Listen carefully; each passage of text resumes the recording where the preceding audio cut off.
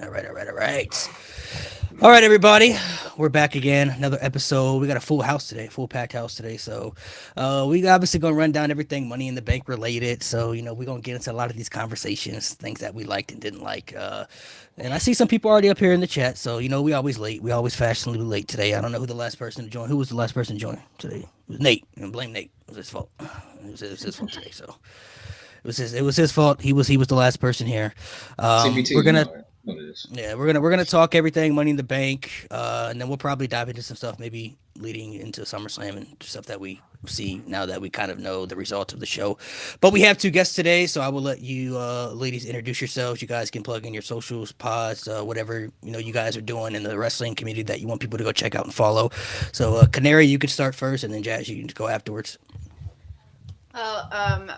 Let me just start out by saying my actual name is not Canary. It's Courtney. Let me put that out there because a lot of people I was going to the screen name. I was going for the screen name.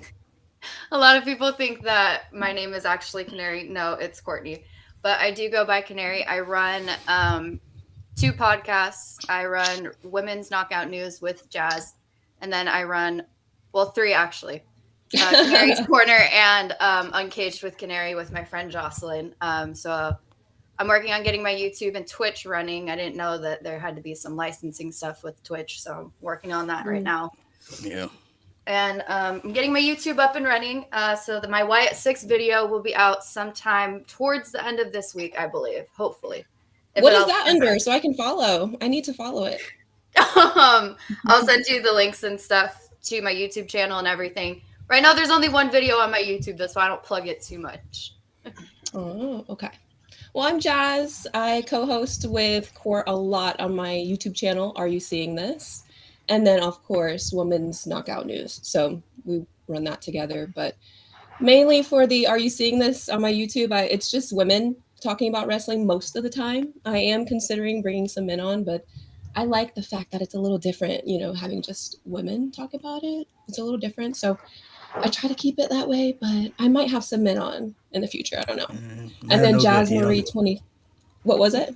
Said men are no good. You don't need change it up. I had some weird experiences, so I try to keep it with women.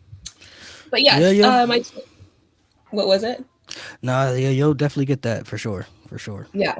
So I don't know. It's just kind of I try to keep it with women. But Jazz Marie 23 _ on Twitter and TikTok. I'm trying to get my TikTok up to be like wrestling, but it takes so long to like make it into that vertical, deal. So I don't know. I'm trying to get Malik to help me out with it. I'll do the best I can. I'm going to share the link to just one of your videos from your pod in the chat, and then the chat can go check out the entire podcast and stuff on that channel. So I'll share it in the comments below, and you guys can check it out down there. Jade, I guess let's let Jade go first, and then he can get all the shit he wants to get off his chest. So Jade has a hatred for CM Punk, ladies, just in case you don't know. So you're about to we're about to get along so well. Oh, we're about to get along so well. I hate that. Oh, you got fiber of my being. Jade, you might have a new friend here. So yeah, Courtney and I are going to get along very well.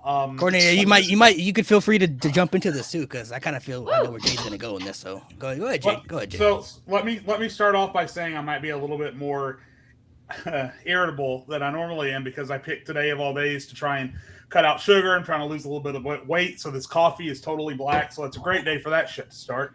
Money in the Bank was last night. We got a lot to talk about today, folks. First of all, hold on. Oh, he's breaking out the do-rag.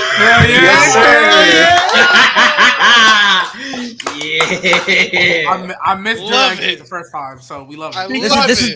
This is when Evil Jade comes out. This motherfucker, CM Punk. Oh my God! When I tell you the kind of anger that leaves you frozen in place, you can't move, you can't think. And about an hour later, I snapped out of it, and I asked myself, what the entire living fuck just happened? Because I was just getting over Damian Priest being concussed, or the referee missing his cue, or the Music Man missing his cue, and wondering why Seth Rollins didn't get a freaking 3 count. I'm just getting over that.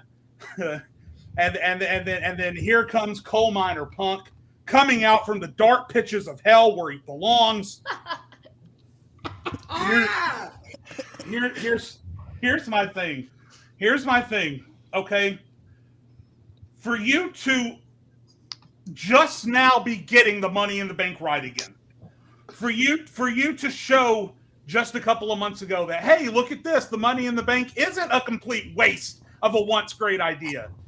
And to get it right with Damian Priest at WrestleMania and to get it right with everything else you've been doing about it after doing everything wrong for the past 4 years. And for last night to go like it did. Listen, okay, I've said on this podcast, okay, and I'm so exhausted with fucking saying it. I understand that CM Punk is a draw. I understand you have to work him into your plans. I understand if he wanted to come back, you had to let him come back. I just don't want him. I just don't want him. And to take the Money in the Bank prospect, to take the Money in the Bank idea, the very fabric of the idea of Money in the Bank, that it's supposed to be this uplifting tool for promising mid-carders, and to not only slap it on Drew McIntyre in the first place, who doesn't fucking need it, but then to sacrifice it at the altar of the CM Punk storyline, a storyline for a man who one match into his WWE return got injured, just like I told all of you he would, can't even show up on a week-to-week program, and yet your entire foundation for the entire pay-per-view that you took to Toronto and advertised and put out there and went, let's do the whiteout, let's do all this shit. And he wins the Money in the Bank when he didn't fucking need to, not when you have guys like Mello and LA Knight and Andrade in this match who bumped their asses off during this match, by the way. And then to give it to Drew McIntyre, that's crazy. Okay, whatever, fine. But if he wasn't going to win the championship, just have that motherfucker CM Punk cost him the briefcase in the first place. It's the same thing. And then you can still have that goddamn briefcase on Mello or Andrade or LA Knight. Or how about the most over up-and-coming wrestler in your company, Jey Uso? No. Breathe, my guy. No. Breathe. Yeah.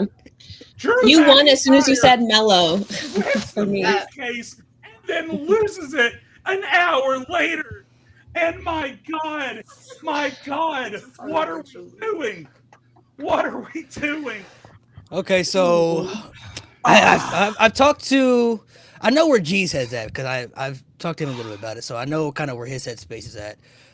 Me and Mo kind of chatted a little bit earlier, so ladies, we'll start with whoever wants to go first between the two. How did you feel about the entire concept of Drew winning the Money in the Bank and then cashing in only to lose, and then Seth Rollins now also plays a factor because he got screwed as well because he can't challenge for the championship now since he lost. Wait, no, hold up, back that up. We're gonna reverse it and flip it. Oh, go ahead. Those stipulations do not matter now. Those stipulations went out the window when it was made a triple threat match. The only way those stipulations made sense is if those two were in the match one-on-one. Therefore, both stipulations went out the goddamn window. So, Seth can still challenge, and Damian doesn't need to leave Judgment Day. Therefore, that stipulation is still in place. Therefore, the stipulation that's not there, it's gone. Like, it's gone. So there's no stipulation anymore. The only way that they're going to do that again is if they do it on a match during Monday Night Raw. But those stipulations went out the window. So once it became a triple threat, they were gone. Is that? People don't understand. Is it though? Like, are they going to say that? Know. Or Michael Cole kind of acknowledged it and said Punk kind of screwed Seth out of the championship, and he still can't challenge Damian. Courtney's idea makes the most sense. It does make the most sense. I hope they go that route. No, I mean it does make sense, but just based off that little interaction we saw after the match, that kind of tells me like, all right, yeah, I think Seth kind of got screwed here too. So it kind of that just based off that little interaction they had, because I don't think they would have teased that if that wasn't going to be like a plan. Now, what you said makes sense though, because Drew coming in and kind of interrupting the match kind of put the stipulation, because Seth never got pinned by Damian or submitted by Damian. So from your standards, that would make sense. From WWE logic though, it probably is going to go the other direction. How did you, ladies? How did you feel about it overall, though? I mean, did it make you upset, or did you kind of understand maybe, okay, this is where they're going in, or? I hated and loved it because last year it's like two different extremes. Okay, they waited so long last time, and then this time they're like, just get rid of it. And it does feel wasted. It does feel like that, but it's also to push the storyline of Drew and CM Punk. And even Seth is kind of involved now. We saw Seth getting really upset with CM Punk. So as much as, I would have loved to seen it on like Mello or somebody like that, it made for a different story. And I know you guys wanted them to hold on to it longer, but it was kind of funny. I don't know. It was kind of funny. I'm so sorry. It was kind of funny. I feel bad for Drew. I'm angry for Drew. And I think that once Drew lets go of this like little revenge tour, whatever he's doing, then is when he will like get his redemption. But he keeps doing these little immature things like stealing the bracelet and, like adding fuel to the fire. And I think that's why he's still involved with CM Punk. To quote my podcast partner directly, it was poetic. It was poetic justice. It was poetic. It was because he lost in the same exact manner that was brought upon him. Like he went and did that. Therefore, it was poetic justice. Now, was I upset that Drew, got screwed out of it? Yeah, absolutely. But I'm also a huge fan of Damian Priest and Seth Rollins. So I understand from the story point why they did that, because now it's setting up for something bigger and better with Punk and Seth. So for me, it was really poetic. I loved every aspect of it except for Drew getting screwed out of shit. But other than that, I thought it was great. My question is, when is he going to start winning? Like, when is he going to start, overcoming? Drew been losing for the last. I know you're a newer fan, but he's been losing like the last 3 years. I've said on the podcast before, I want to see Drew McIntyre's contract. He's been getting packed up in big matches for like the last 3 years. It's like 2021, so he ain't been getting no big wins. The only time he ever had a big win was when the fans weren't there. That was during the pandemic, so it's unfortunate for him. So it's like what makes it interesting to me is like, I guess Drew, his character is like he never learns his lesson because he continues to add fuel to the fire and think that it's all okay now. Like, I got the last laugh here. Like it's all over with. And it's like, bro, you think he's just gonna get away with what you did? Like beat this man up and made him bleed, and then you took his wife's bracelet. So it's like that was supposed to be cool. You know what I mean? So, but it goes both ways though. It's like both guys aren't gonna let each other get the edge. Like one guy does something, okay, I gotta top you in that. I'll go to your hometown and screw you in Scotland. Okay, you want to do that? I'll beat the hell out of you on SmackDown and make you bleed, and then take your wife's bracelet. Okay, you want to do that? I'll make sure you don't win the Money in the Bank and have to cash in successfully. So they keep trying to top each other and keep trying to add fuel to the fire. So, G. Insanity. You know. Hey, however you say your name, Jay hype up. Jay, when it comes to CM Punk, you definitely are a high-ranking member of this hate council, because I think people forget, and credit to CM Punk with how much people hate him. People forget this is all Drew's fault. Drew said, "I prayed for your injury and it happened." This is Drew's fault. This is Drew's fault. This started with Drew. I mean, Drew did. I mean, Drew. You remember what CM Punk said? He said, "When I'm pushed, I'm Satan himself." Yeah, right. He also said, "When I'm pushed, I break a kneecap." All right, he never said that, but okay. Right too.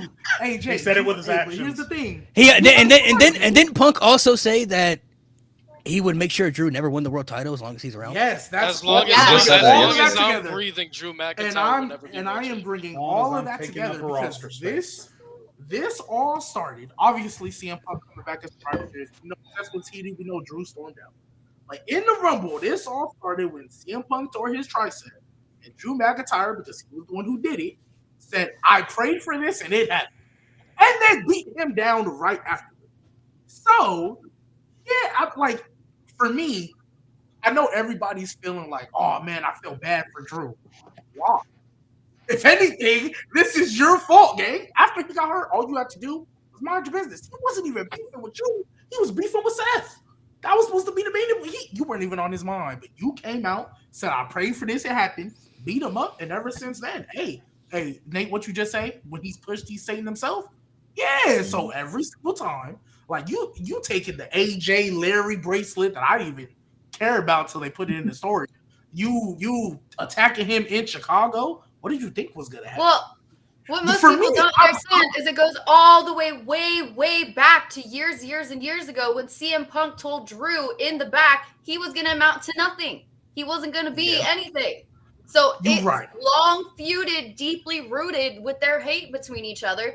And that's what people don't fucking understand. They think it's this day and age fucking problem when it's not. WWE is now pulling shit from the past. They're going, all right, let's take a little time machine. Let's go into the past. Let's pull a story from here, and let's make an even bigger story of it nowadays. That's what they're doing. So I have a quick. G, hold on. Because you said my name, G. Oh yeah, I did. Here's my problem.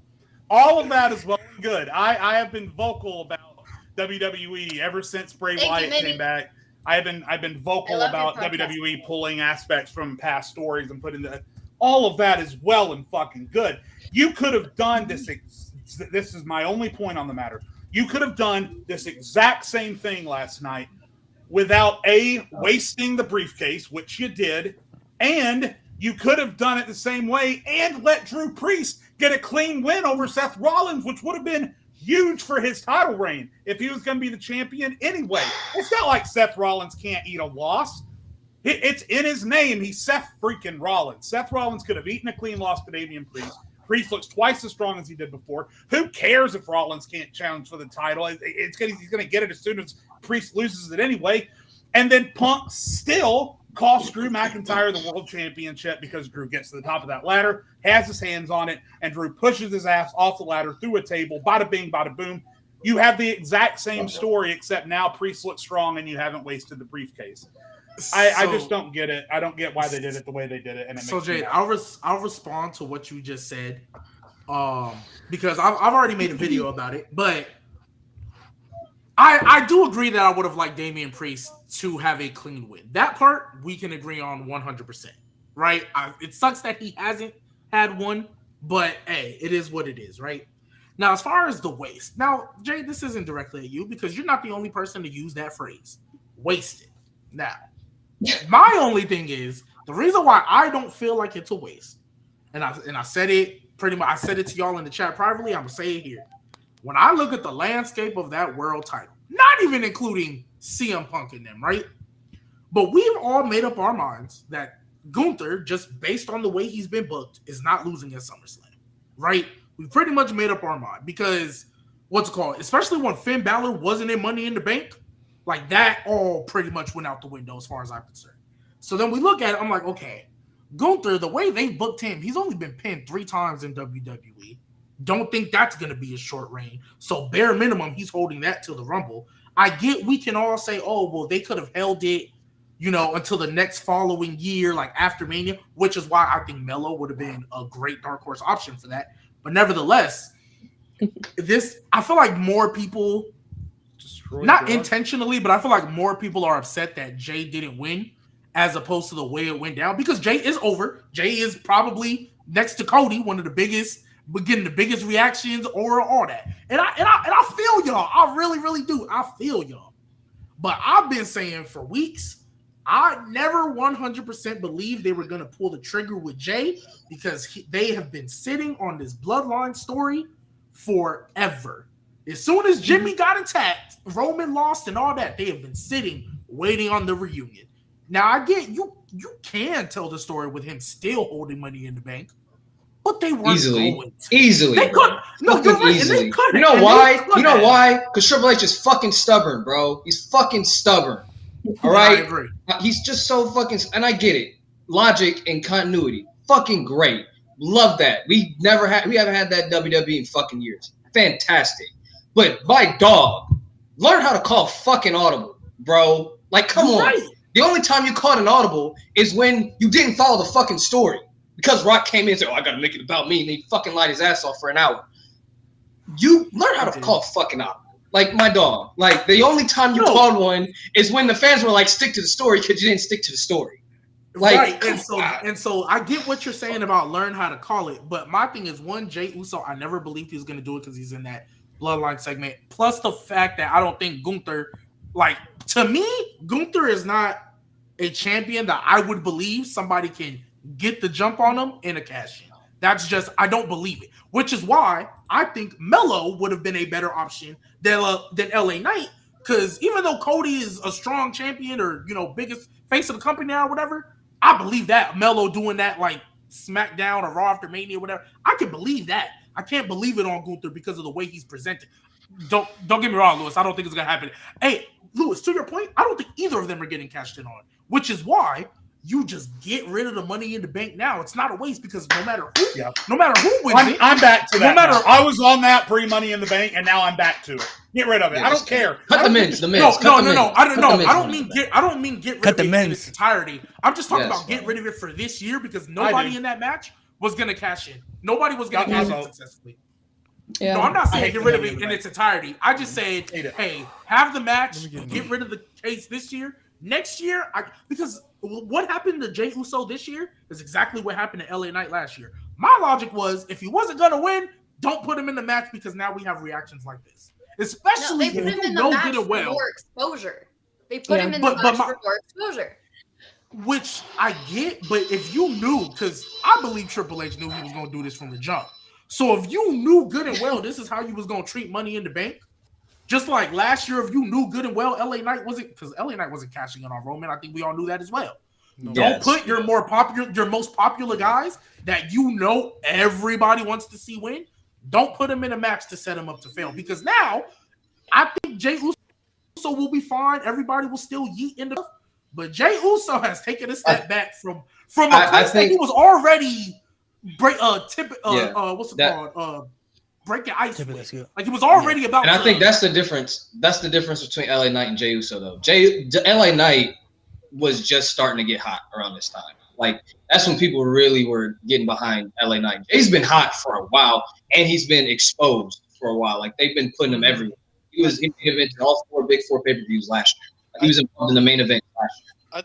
So with Jey, it was like this was like the last straw. Like this is like if he wasn't going to win then we know, at least for now, he's not going to win a world title. He probably never will at this point because, like, he's only going to be this hot for so long.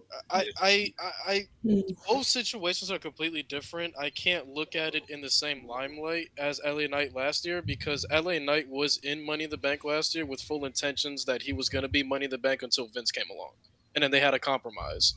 So fair enough. I can't really see it in the same limelight because if Vince wasn't there, LA Knight would probably be world champion right now. I mean, I would have rather LA Knight. If you're presenting me with the options, I would have rather LA Knight won this briefcase and cashed in on Logan Paul at his house to win the U.S. title over what happened last night. No. I would have. I'm sorry. I don't mean to do this. I don't mean to do this right now. It still means something. No, Jade. No, wait. This is where I need to cut in, Jade, and you my guy. You cut wherever you want. It was. But this is where you start to lose me. This is where you do it, Jade. This is where you start losing me. Because for a year, when I told y'all the first words out of Damian Priest's mouth when he won that briefcase was the mid-card ones, all y'all said y'all rather have a failed cash in over that. All of y'all. Not Lewis. But all said I'd rather it be a failed. There's a I'd much rather. Right now, y'all saying it would rather be a failed cash in. Now you saying you rather him cash in on the I don't think I personally said that, G. I really don't. I'll check, but y'all were wild about that. I just can't get over it. I just can't get over it. LA Knight could go against him. LA Knight could go against Damian. 100%. I can't get over Jade saying it's not the fact he said cash in on the U.S. title. It's the fact he said pull up to his house and cash in. Go to his house and cash in. That's terrible. Look, there's a trend. There's a big trend for Money in the Bank. I said this before on the pod. If y'all look at it for years, man, WWE, they do it every year. They will give the fans one winner that they ask for, but they always will do something they want to do for Money in the Bank. Everybody wanted Tiffany Stratton this year. Tiffany or Chelsea Green. I did okay with it. People would have been okay. Majority of the people wanted Tiffany or Chelsea Green based off the fan reaction. So either of those two would have won that briefcase. The fans would have been happy. But the men's Money in the Bank, I look at it as they just don't see. I don't think they see Jey Uso as that guy, bro. He's just a guy who got popular that they didn't think would get popular, but he's not the guy they look at. Like he's just a guy. He's not the guy. You know what my issue is with this one? You wanna That's know how why I think they look at him thing? because he's what 0-7 in world title match, or 0-7 since last year. I don't think it's that, bro. It's not that, bro. It's not that. It's not. I think they're. Bro, just they've waiting had on the so many bloodline. opportunities to pull Triple the H, trigger, bro. bro. It's Triple H is stubborn, bro. He's fucking stubborn. That's what it is. He won't budge. wants this If bloodline. Jay wasn't, if this bloodline stuff was over, Jay would be world champion right now. Triple H just will not budge. He got Just over- will not he got budge. over at the 100% wrong right. time. He got over at the wrong Go He ahead. won't budge. Go He ahead, really bro. did. My thing. I don't with know if this it would be is- though. That's the thing. I don't know if it would be. Yeah, I don't know. But my whole issue with this. Okay, so as a Jey Uso fan, yeah, I'm upset. But I see why they didn't give it to him because of the whole bloodline thing. Yeah. But my problem is, I'm starting to feel like Money in the Bank is starting to shoot them in the foot. Yeah. Like it's starting to become a liability because 6 years, 2017, 18, 19, 20, 21, 22, 6 years straight of bad Money in the Bank winners that gave them headaches. Last year, they figured it out. Great. But this year, for me, it shows that, like y'all said, in this this main event scene, it's too crowded for this Money in the Bank to have worked. And I'm starting to lean on Jade's side a little bit. If they got rid of it, I wouldn't be shocked. I don't think they should because I think it could work. But my problem is they've crowded that main event scene, which is a good thing. But they've crowded it so much that it's hard to use Money in the Bank, and that's why I was kind of upset with what they did. Because my thing is, I'm tired of these same night cash-ins. I'm done with it. They've done it so many fucking times, and then on top Especially of on that, the women's side, you're right. Oh, Oh yeah. yeah, that, and especially for him to fail, to me, that's why it felt like a waste initially. But I've after having conversations with you guys this morning, I kind of see why they did it.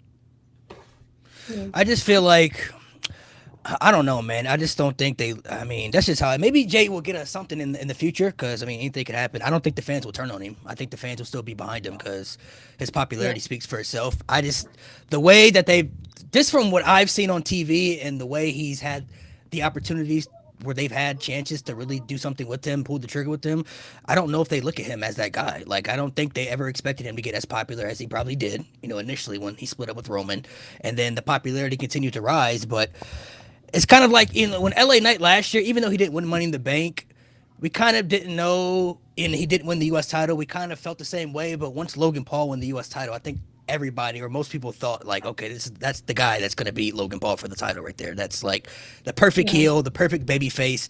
Majority of the people didn't want Logan to be champion, and everybody still loves LA Knight. So for him to beat Logan Paul, that's great right there. But I just, like you said, with the bloodline stuff, I don't see anything for Jay as of right now, like with any championship and singles in the future. Yeah. And the bloodline stuff, that's forever going, bro. Like that shit continues to evolve, bro. They continue to add people, they continue to add layers to it every time. So Telling y'all I'm telling y'all the Mania match is gonna be. I've been saying it on the podcast for months. I broke it down verbatim. I said DIY beats A-Town Down Under for them tag titles. DIY drops it to God. God versus Usos for the tag titles at WrestleMania 41. I've been saying it verbatim. That's easy. That's what's gonna happen. Jey Uso just unfortunately got hot at the wrong time.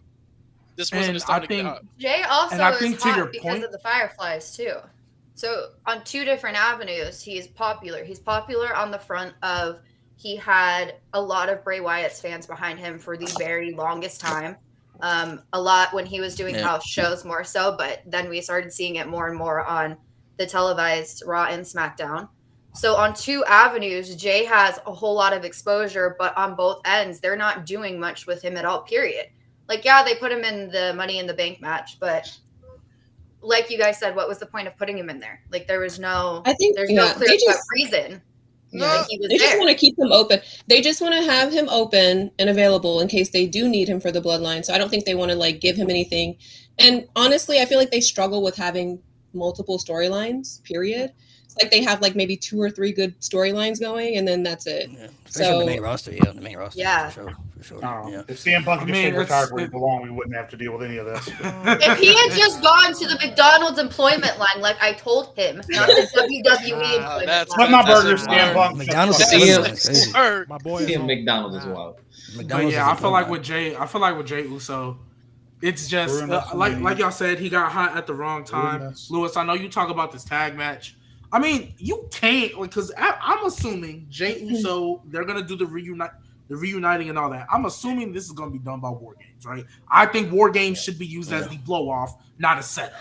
That's how I always feel. I think if you're gonna have two cages and all these weapons in there, that should be a blow off, right? Well, so that's what I assume is going to happen. However, to be fair, let me just to be fair. Let me play devil's advocate with you for a second, right? Oh god. So go ahead. You do agree Triple H listens to the fans, right? He does. He's got a secret burner for the most part. Already admitted it. For the most part, yes, because he's also ignored them. Like Chad Gable when beating Gunther. I call this TK tendencies.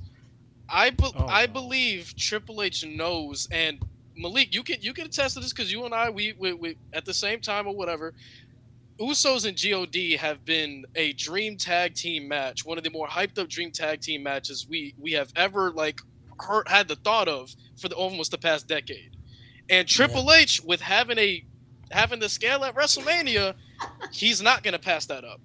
It's all about money matches, and he will never pass that up. Me personally, I need Tonga Loa to fix his goddamn timing before we put him on WrestleMania. Man, that's what I was about to say. Man, what the hell? This is twice now. You punched him in the asshole. He did hit his head. I know he might have. I thought he might have a concussion. I was really worried for him. Definitely does. I was really worried for him. Nah, he definitely did because he was groggy for a minute after. But he didn't have any. And you heard that thud too. He had to stop counting for him to jump in and put him out of the ring. Yeah, but I did want to ask, all I've seen since he's came back is everybody shitting on Tonga Loa. But to your point, Lewis, they have been talking about God versus the Usos for a minute. So what happened in between? You got to think though, people a lot of those people probably never watched New Japan either. So that's where they got their most exposure. The main people that really wanted that match, like myself and Lewis, we've been watching New Japan for years. So we already were exposed to what God was down there. We saw how great of a tag team they were in Japan. So that's something that I already envisioned. No, but I'm saying before Tonga Loa even messed up in WWE, when he showed up and they announced he signed, all I saw on Twitter, hey, this is what we're going to see at Tonga. And it was that little thing where he was just lightly tapping the dude.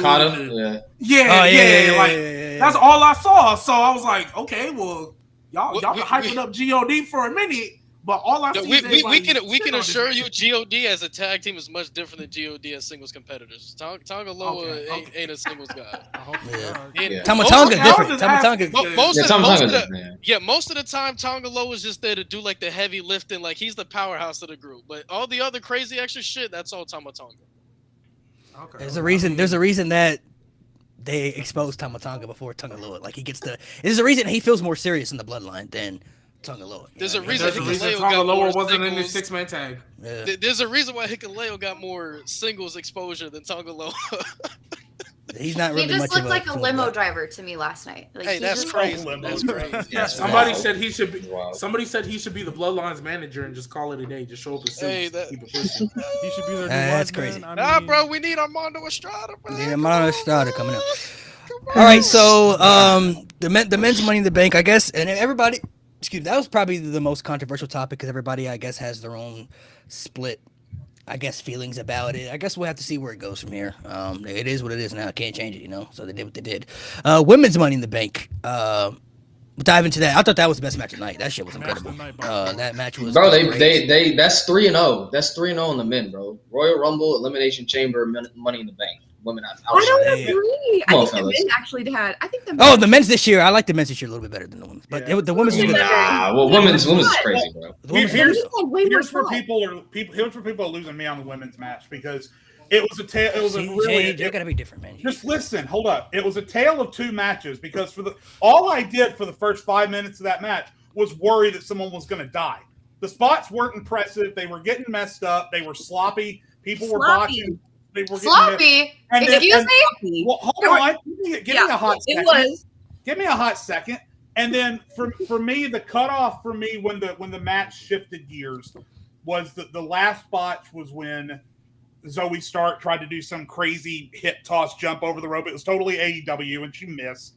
But then after that, After that, everything clicked all of a sudden. The dangerous spots were working. They were hitting their spots. The ladders were actually hitting people. And then all of a sudden, I was into it. So I don't know if it was just, I don't know if it was nerves. I don't know what it was. But I was really worried. Chaos. But for people to say that it was great from start to finish, that's just a bold-faced lie. It wasn't. It started very slow. But it got really good about 7 or 8 minutes in. That's all I'm saying. But I agree with that.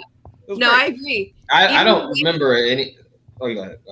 I was gonna say, even the way they were like going up the ladders, like climbing up the ladders, they were like tripping, and like there was just like a lot of spots where they just weren't ready. They didn't put the ladders correctly underneath the box. Like, I don't know, but it was good. It just wasn't better than the men's, in my opinion, on this one time. Okay. Yeah. Usually Now, what I will say is that I think consistently for the past couple of years, I know we've always talked about Triple H booking and that, like, the decisions he makes with the women, but as far as the match quality's gone, that's definitely taken a notch up because, like for a minute, like, you'd have a couple moments in your women's ladder matches and women's rumbles. But for a minute, it was just kind of like, all right, let's get to the end. Like, that's just because of the way they booked it and produced it. And I will say the quality definitely has, like, gone up, I think, 2 notches since then, like, for sure. But yeah, I'm kind of still, I'm gonna have to rewatch both because maybe it was just because I got off work late, I was tired, and I was just trying to. I watched it late. The NXT ladder match, the women's NXT ladder match, I forgot what it was called. Yeah. That was actually better to me. Their match. The women's North American ladder match was better than that ladder match was pretty good, but they didn't have any mess ups. The amount of spots that got messed up with the women was I so very badly want to say it was controlled chaos and they all went out there and knew what they were doing, but it very much did not look like that at the very beginning. Like, it looked like everybody was just scrambling to get a ladder at one point. People are running into each other, hitting each other with ladders, which is the point. And then at some point we have Chelsea go through the ladders. My girl almost unalived herself. Mm-hmm. I'm glad she's okay. Yeah. There was a spot with Io that it was they messed that. Oh yeah, my God. Where she got someone check on Io. Someone check on Io. That last, you can say like that last, like 7-5 minutes of that match was like, man, wait, what happened to Io? Yeah, what happened to Io? When she did the power driver, power driver through the bro, and she stood in that. She was in the same position for like a minute, bro. Like she did not get up off her. She stayed where she was because I've done my research on the ladder matches and they're incredibly brutal for the women. They said that no amount of Zoe too. Oh yeah, I mean Zoe's the one who put her head through the fucking ladder. I mean I know Io. Yeah, that was tough. Yeah. One, I hope Zoe's okay for. Yeah. Really, I think it's more. That looked like it hurt, and she landed on her neck at one point. It looked like. Yeah. So someone who has neck problems like that physically hurt me to watch. I think it's more so like the women are they're so much smaller than the men. Like the ladders are just going to be more heavier and just more imposing to their bodies. Yeah. You know what I'm saying, when they take those bumps, just because of the impact they have to take. So, I thought it was I thought it was the best match on the show. I mean, like the beginning, I'm not gonna say the beginning was great, but I mean, overall, I love Chelsea throughout the whole match. Like I love Chelsea was the entire match. So that's what I remember from the first half of the match. I remember her just not being able to go up the ladder. I was like, this girl's freaking brilliant. She was by far the best performer of the night. Hell yeah. I haven't seen a table spot like that maybe since the Hardys have been in WWE. Like that was insane. I need them to start using the briefcase as a weapon when they're up there on that on that ladder. Yeah, don't end up like John Cena. Yeah, the amount of time they could have just smashed the pull it down by accident. Their opponent's head was insane. Like I counted at least 5 or 6 spots where they could have done that, and I'm like, see, this is why I wish I was a wrestler. I would have just. Boom! She would have fallen right off the ladder. Keep me out of ladder match. Yeah. Keep me out of ladder match. How do they do that without getting hurt? Like, how do they do that? Do they practice that, Paul? I mean, they practice stuff, but like, I know it still hurt. They practice, but like the impact is just you can't. Hey, never do a ladder match. I would never do a ladder match. I will never do a ladder match. Also, side note before we move on, I'm assuming to the other matches. I do want to talk about this real quick because even though it was bad, and even though everybody gets criticized no matter what company, so this ain't nut, right? Everybody gets criticized when they mess up, right? Ridge Holland's still getting criticized to this day. He ain't messed up in a minute, right? So playing fantasy. I do want to touch on something Triple H said that I was watching that just I did kind of want to address, because he did say it sucks that the botch is taking away from the great match they were having before. Because I'm not gonna lie, Seth, I don't know what they shot up in your back, but you was doing springboard sentons and moonsaults. I was like, are we getting back to the He looked like architect. Okay, you fucking child. You said back shots, bro. No, stop it. I wasn't the only one. Stop it. Don't point. Said Seth got getting back shots, bro. Like, it kind of worked. But I know we know what you mean. He got them. Yeah, but my thing, like, I was like, athlete oh, shot. What's that one athlete shot they give you, like when you you need something that cortisone. whatever it's called, cortisone. Yeah, you got a lot of the cortisone, bro. Because I was like, bro, like, are we going back to prime Seth? And they were making a big deal about it on commentary too, like, oh, he reinvented himself, he added moves to the repertoire. Like, bro was gone 2 months. He's back to prime Seth Rollins. Like, I do feel like the botch.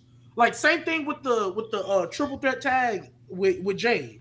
All anybody talked about was that botch. That botch got talked about more than the fact that people from Scotland won the tag titles.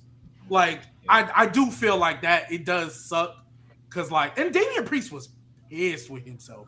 Like, after that match, you can see him cursing, like fuck. Yeah, he's mad at himself. Heated. Because I'm not gonna lie, I think, because when I saw it, I'm like, bro, you mean to tell me you forgot to kick out of that weak ass Falcon arrow that pins nobody? This is but then I rewatch it, I think he landed on his neck, and maybe he just got his bell wrong. That's what I was just about to say. Because if you guys look at it, he did not move for a good 2 to 3 seconds. Like, he was out, down for the count. Like, he did not move, and you could see that because he normally, when a wrestler, sells the move, there's some kind of consciousness going on within them. Like, you could see them blinking or breathing or something like that. But with Damian last night, you couldn't see any of that. And then when it pans over to more of like a side view, you can see his hand go like this. This is basically signaling something to production or Gorilla. To get the movement back to his fingers when he's doing it. Someone was saying that it was his signal for Drew to come out, but now that that's what they have you do when you do go unconscious. They have you move your fingers and your hands to make sure that you're still there. So that's why I think he may have gotten knocked out for a literal split second. I know what she's talking about. So when the Falcon arrow, you're basically landing in the same position as a senton, right? I wrestle. I'm sorry, so I'm this stupid psychology. So it's basically you're kind of landing on the same way how you do as a senton. You're supposed to have your chin tucked. When he got the Falcon arrow, he landed right on the back of his neck, and your neck kind of connects to every part of your body. So when he landed on the back, he was probably paralyzed for a couple of seconds. That's why he was doing this, to get the feeling back in his fingers. So your neck is connected to there's C1, C2s, and C3s.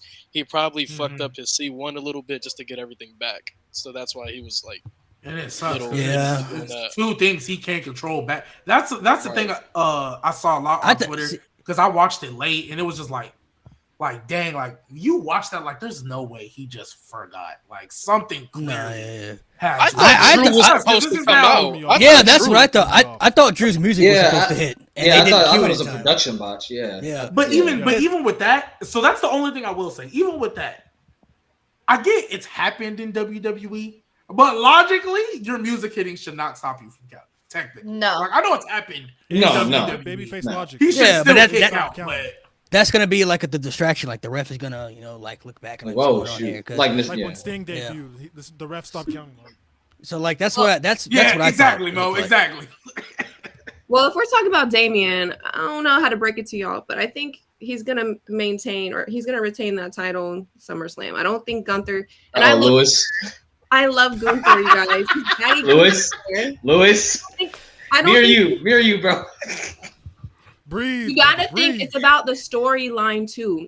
As much as we want to be they're bigger, they should win. We had Liv Morgan beat Nia Jax. Come on. Yep. Easy on my king. Easy on our glory. I don't think anyone's Do not compare. They don't know the lore of this match. Why it's so heartbreaking for me, man. You know. But I mean, Yeah. I don't think hard for anyone me, is saying that but, it's a you know. guarantee that Gunther is just going to dominate and win straight up. I mean, here's the thing. Here's the one. Regardless of how long you think he's going to go or who you think is going to beat him, here's the one guaranteed fact. And I said this in chat last night. Finn Balor's going to fuck Damian Priest. That's what I'm saying. I don't know when. I don't know against who. It might be Gunther. It might be somebody else. I don't know. But Finn Balor's going to fuck Damian Priest. If you saw... No Diddy, bro. Come on. No Diddy. I tried not to say. If you saw that little backstage package before Damian even walked out for the match, it panned right up to Finn's face, and Finn looked absolutely pissed. He said whatever you say, boss. Yep. He's them demons. That demon. And because the demon's been locked in a box this entire time, ever since he's Because of Edge. Judgment Day. He's being punished because he keeps losing. He's in a box. He's in a box. Wow. So that demon is gonna start seeping its way out because the demon is part of who Finn is, and that's what people don't understand. Once they make a supernatural moniker version of you in the WWE, that version is always going to be a part of you, and it sometimes is going to be a catalyst. So I have a feeling because he's been locked in a box for so long, it's not Finn Balor that's making these decisions. It's the demon Finn Balor at this making point, decisions. At this point, Damian Priest is probably hoping the demon comes out because he can beat that loser.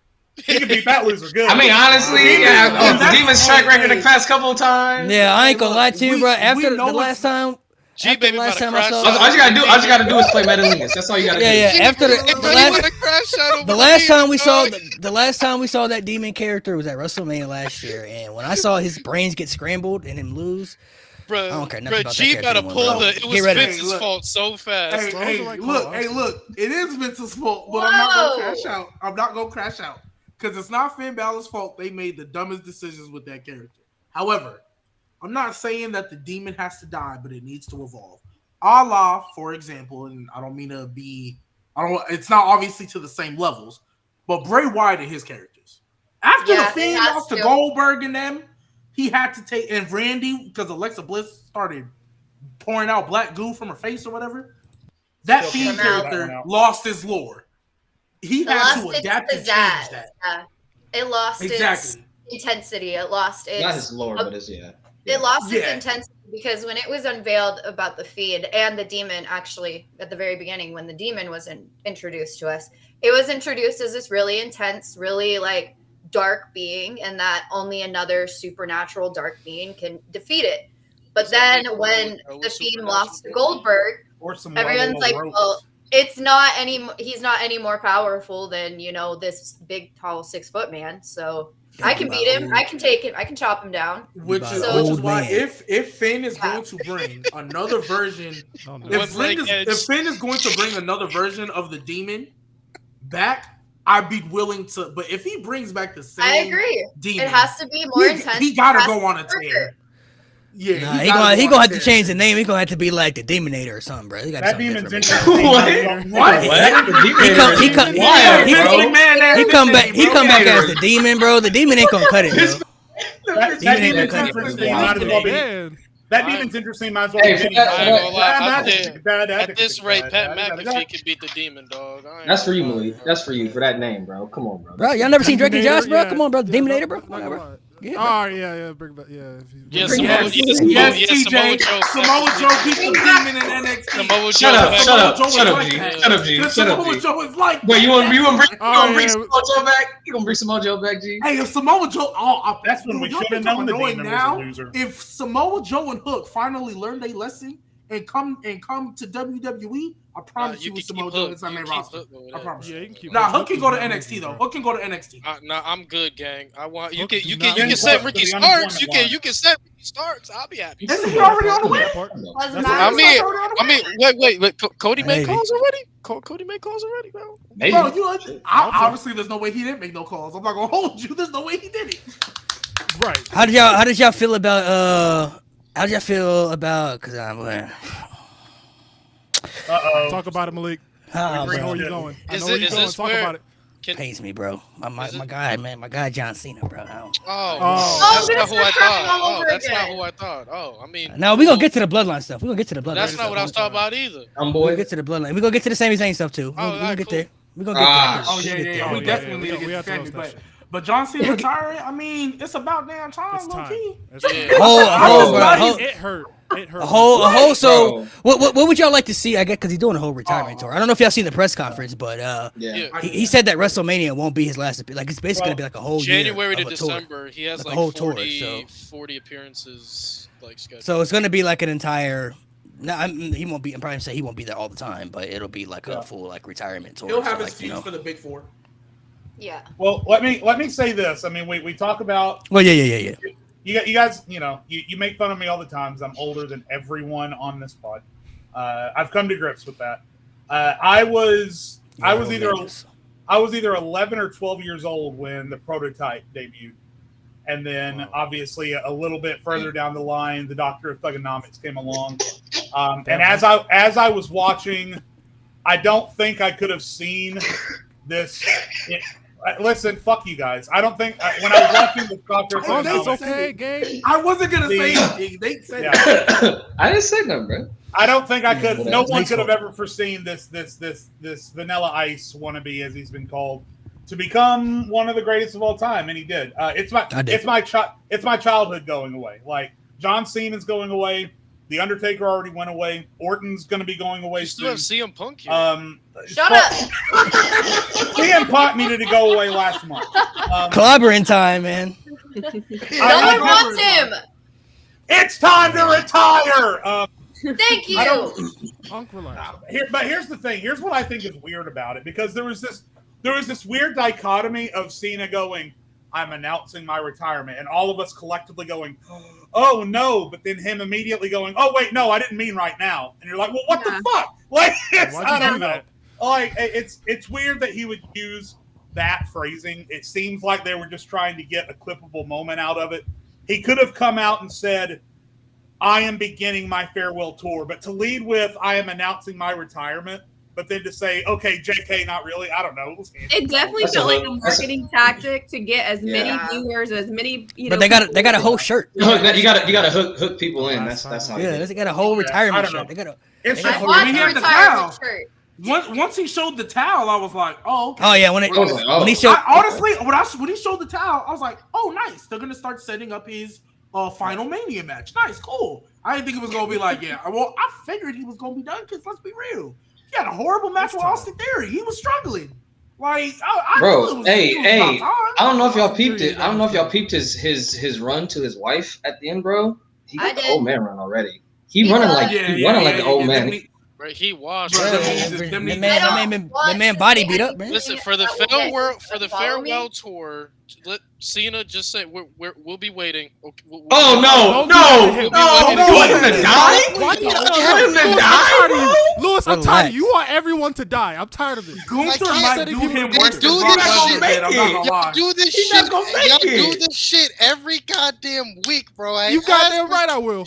He not gonna make it. I Why you asked wanna for set him somebody. up? Asked for Nah, somebody. to Gunther. face Listen, bro. I need my guy Don't- Cena to go don't out. need to die. Like, So yeah. I want to ask y'all a question. I want to ask y'all a question, and y'all have to pick either or. So God pretend damn it. there's something to your head that I probably can't say on YouTube. So would y'all rather have in this last run Cena get that last world title win to get 17, or and I'm definitely stealing this from the chat. I appreciate you all know who said Put it. over Braun Breaker. Yeah. Or the IC title to become a Grand Slam champion.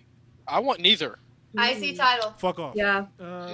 Yeah, I'm cool with the IC title. If I had to pick it, the IC title would be okay, but he don't need Now either. the of them. 17th world title means. I mean, way more he than doesn't need either of them. Yeah, But what would number you rather 17. see? I don't. Well, Yeah. because I'm looking at the landscape of the world title scene. That's why I'm not. No. Oh Yeah, yeah. I think I so. think if he That's did Look, win he the can beat world title- CM Punk on Raw the night after he wins it at WrestleMania. And Jay, All right, bro. and if he beats CM Punk, we'll be waiting, bro. I'm just saying. Relax. Dude, stop. Ah. All right, bro. All Bro, right. Gunther's Nah, but I the- was It would have to be like if he's gonna win the world title, they would He's have gotta to retire build. it, bro. No, they would have to build. No, absolutely not. No. They would have to build him up because he hasn't won a match in like 6 years. Bro. Of course, like, they gotta build it. They gotta build him up where he feels like at least a little portion of Super Cena again, a little bit. You know what I mean? Like I know he's old now, but like if he were to just come back and win the world title after he just lost to like everybody, like come on, bro. Like you gotta. No, at least, I think ideally, if he won the world title, it would be towards the end, like the Survivor Series, or maybe if they do a special SmackDown or a special, I don't know what brand he's gonna be on. So a special Raw or special SmackDown. Yeah, I think if he is gonna do, obviously you build him up, give him his last CM Punk, Randy Orton, give him a young up and coming match, all that stuff that you probably plan on doing anyway. Do all that, and then I think he can win that world title one time, and then he can be like, look, my goal was to win the world title last time. I'm done. I said I would be done in December. Hey, I'm done. I just wanted to prove that I could still win it one more time. And for Cena, honestly, logically, I know it probably wouldn't make the most sense, but we'll all forgive it because it's Cena. Well, to that end, though, it feels weird to me that the ending isn't happening at WrestleMania. It just feels like for a guy of this caliber, for a guy who's contributed as much to WrestleMania as he has, it feels like the best thing to do for him is to go out on his back at WrestleMania, not in fucking December at whatever pay-per-view we're doing. I will counterpoint that. I'll counterpoint that because Cena has said, "I want to retire in England," so they could do a pay-per-view in December in England. Random. He probably loves England. It's the crowd. It's the crowds, bro. The crowd. I think the way I look at it, pushing for a WrestleMania in England for a minute. No, yeah. The way I look at it, I look at it like they'll probably dedicate an entire show to him. If I'm being honest, like an entire like. If the last show. If the last show was in England, the perfect opponent is literally all right, bro. Here, bro. All right, man. All right, bro. Why is it a problem that I want people to face? Why do you want Goat to die? We don't need this. What are you talking Take about? away his rights. It's a great way, bro. It's a great. I feel like when they do this, if he were to win the world title, he would have to put somebody over like a Gunther though to help propel. It's right here, bro. He gonna die, bro. Hey, but if we decide not to do that, you know who I think his last match should be? Real talk. Ilya? I think it should be Braun Breaker. You already know. You already said that, yes, sir. Braun Breaker. I think that should be his last match. So y'all cool with that, but y'all not cool with Gunther. Listen, even though Braun Breaker is beating bullshit. Gunther, even though Braun Breaker has beaten Gunther, he did just lose to Sami clean with one haluva kick on some BS. So he's kind of coming down a couple notches, unfortunately. I don't care ultimately if he wins titles or what. What I want to see is I care about who I want to see. I got to see Cena versus Orton at least one more time. I got to see Cena versus Punk if Punk can stay on his 2 feet at least one more time. Now that Cena's coming back for his farewell tour, I want Edge to pull himself out of that dredge and come back to where he belongs and face John Cena one more time. Relax. That ain't happening. I know it's not, but that would be so great. Like a one-time thing. Best rival. Just a one-time Does thing. Cena plan on fighting the Wyatt 6 one-on-one? Like there's like 5 of them with one of him. Hey, somebody said that Cena bury them Nexus style. I would say I don't know if you want Cena fighting the Wyatts, man. That might not be a good idea. One more time for the good old days. Just have Cena versus factions it never looks good for the Let me factions. cook. Let me cook. Dog. I got this. Nate, you will love me for this aside from the Gunther shit. But bro, have Cena bury Final Testament for the love of fucking God. His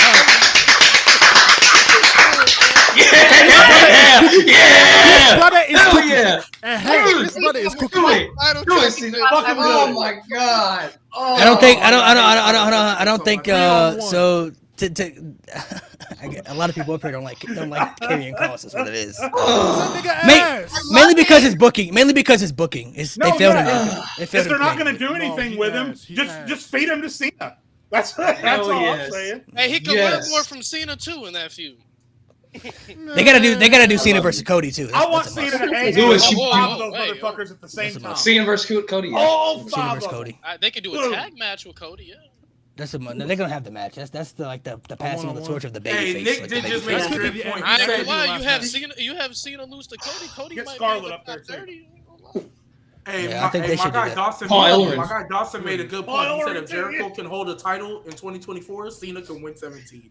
I'm not gonna lie, he kind of cooked with that one. I'm not gonna I agree with that. If Jericho can hold a title in 2024, Hi guys. Chris Jericho's the head Fuck booker in that piece. He gets Braxton, it's all about how they write them. I have said this. I've preached this many, many times. They can only do what they've been given. If they're given a minimalistic character and say, here, go whole 9 yards with it, they're going to do that. You're only as good as the writing. And the writing lately has been absolute shit. And that's what people don't understand. It's like this guy's goaded for what he's been getting. They believe it's strictly on the wrestler, and it's on the wrestler as a whole. No, it's on production, it's on the writing, and it's on who helps them. It's not strictly on the wrestler. So I don't believe that Karrion Kross is shit. I think he's actually great. I just think that the writing he's been given hasn't been the greatest. So anyone who shits on Karrion Kross is amazing. He's great. Here Jay go with I've that always eye. said he fell. Jay go with that eye. I've always said Karrion Kross fell down a steep cliff after they didn't finish the feud with Drew McIntyre. Yeah. Always said that cage I think he fell off a steep. Then he went. I think he went to fell off that a steep cliff when he was undefeated and lost to Jeff Hardy while being the NXT that should have been in champion. 5 seconds. Should have been in 5 seconds. That nigga ass. But when they brought him back though, they were kind of making it feel important because he was teasing with Roman and stuff, so it kind of felt like a big deal. But then they didn't do anything. No, with it's not. He had a good physical strap match. Pause. No Diddy because y'all some fucking children. With Drew, he had a good strap match with Drew, and then they had the cage match at Crown Jewel, and then they didn't end it after that. Here's what I don't understand too: is that Triple H has shown that if something goes out there and doesn't work, he's willing to change it. Look at Dawn and Fire. They were witches for a month. They weren't getting reactions, so they got rid of the witch shit, and now they're just a regular tag team. So listen, I'm sorry, Canary. I forget your real name. What'd you say your real name was? I'm sorry. Courtney. I'm sorry. I didn't want to get your name wrong. Courtney, most of us agree with you that Karrion Kross doesn't deserve to go out there to crickets every night. I mean, he's not terrible. I don't think anyone on this panel thinks he's next level, but he certainly deserves better than the crickets he's going out there and getting. But you're right. The issue is that like they did with Fire and Dawn. And again, it's not just Karrion Kross. I said last week that Santos Escobar and Legado del Fantasma are going out there to crickets every night too. The Street Profits are going out there to crickets every night too. So you have to recognize when things are not working and be willing to change them in the moment. And for whatever reason, like Nate said earlier, Triple H just being fucking stubborn. What's Karrion Kross? It's Karrion Kross' fault. He won't shave his head bald, man. That's what it is. He won't go That's bald. true. That's true I've too. been That's saying true for too. years if that That's man true went too, back bro. to bald, He shave his head bald. That's true, bro. That's He won't true. go bald. Another little thing I noticed too. Nate, watch AOP. Yeah, we would if he was bald. I promise you. Come on, bro. Another thing I noticed too, compared to NXT, he's not as physically imposing and intimidating, visual wise. Like not even close. Like he does, like his abs look a little like he has to really flex to show his abs. Like before, that was never the problem. Like he but really needs to go back. He was on a brand because if you remember that era of Black and Gold NXT, a lot of guys were small, sitting on their body types, but a lot of them small. guys were now I want to say skinny and bone, but yeah, scrawny, technical rep. Like that's what that was. Indie wrestlers. Yeah, they were. Now he's on a main roster where, like, honestly speaking, like I'll give another example. I didn't know Melo was that short till he got to the main roster. I'm not gonna hold it. It's crazy. I did not know he was that short. He's not that short. Compared to compared to who he's compared to the bigger guys. Compared to the men. Like when I saw him standing next to Drew McIntyre, I was like, dang. Well, Drew's a fucking behemoth, bro. I mean, I know, dude, but like, it's crazy. Drew could be a starting point guard, bro. But it's just visually, you look at it and it's like, oh wow, I didn't think you were like low key that small. Like, if I didn't watch you in NXT, like I get why the casual crowd probably looks at Melo and immediately thinks Mick Carter, because if you didn't watch him in NXT, you just see him come up. Yeah, he had that match with Cody, cool, that was great. But then after that, you look at him and it's like, oh, you kind of small, gang. Like, I don't know. To dive back into the Money in the Bank, how we feel about Sammy Hogan, man? Sammy Hogan running wild. Relax. I was about to say, let's not go to the whole. That's what the internet's saying. I'm saying what the internet's saying, man. For somebody who's a babyface, if I'm not mistaken, if that's what he's supposed to be, babyfaces are supposed to interact with the crowd. They're supposed to high five, if that's what I'm not mistaken, or we see every babyface do. The one thing that really rubbed me the wrong way with Sami is he basically just ignored everybody that he walked past. Like every fan, every child walked right past them and didn't really acknowledge them. So for me, I was taken back a little bit by that because I've seen him do that so many times before. Like I've seen him interact with the crowd. So that got me thinking, like, are they trying to turn him heel here? Like slowly, little by little. And I notice little things like that all the time, like very small technical things that people think don't matter that actually do matter. Case in point, I'm going to give an example from WrestleMania. I knew Gunther was losing that match from the very beginning, from the moment he walked out. Yeah, you have to say all that. and here's why. Because when the camera panned up to his face, he was crying or he looked upset. So I knew he wasn't winning that match. Now, Sami not acknowledging any one of the fans was a little bit of an inkling for me to be like, okay, maybe he's turning heel here soon because this babyface, he's not really going anywhere being the babyface. Like, yeah, he won the IC title, whoop-de-doo, but he's not really doing much with it right now. None of the feuds that he's had have been red hot or extremely fire, in my opinion. Yeah. Well, even the backstage segments with Chad too. You know, he's stepping up to Chad a little bit more too. He is getting edgier.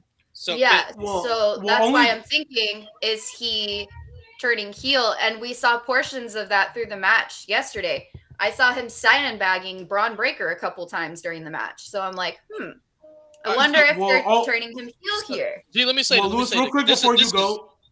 Well, because it's just a quick little tidbit, because I don't know how many of y'all watched the press conference. I'll blame you if you don't.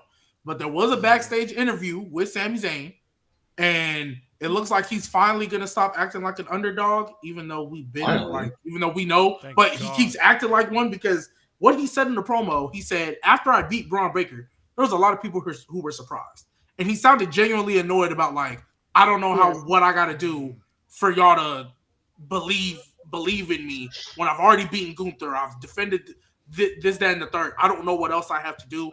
It sounds like he might be going to a "you people don't believe in me" type turn, but it's something, because our biggest issue: stop acting like an underdog. I saw you beat Gunther. You're not an underdog anymore. Literally, that's been my issue with this motherfucker's character. If he doesn't become interesting soon, or I've already turned on Sami. I think since he's been champion, I think the reign itself is cool. The way he's presented, I think he's fucking boring.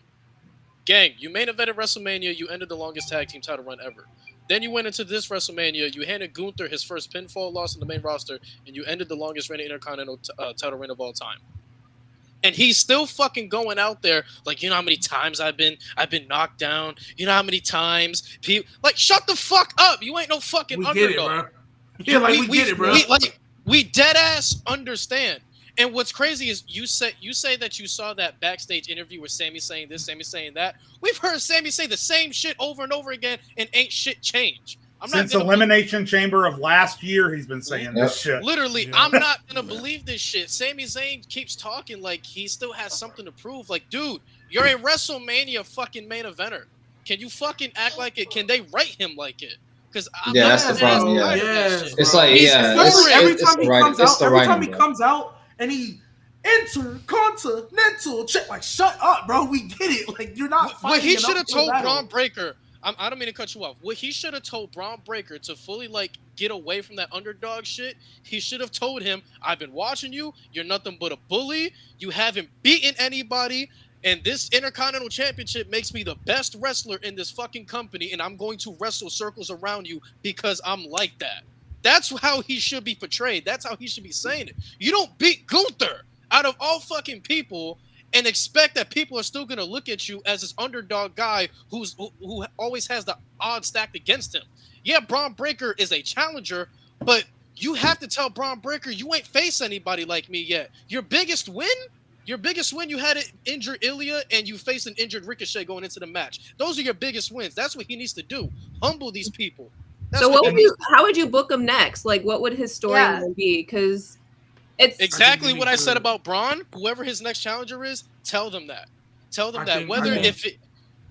Go ahead. I just think it needs. It's what you said, yes. And then he needs to just start.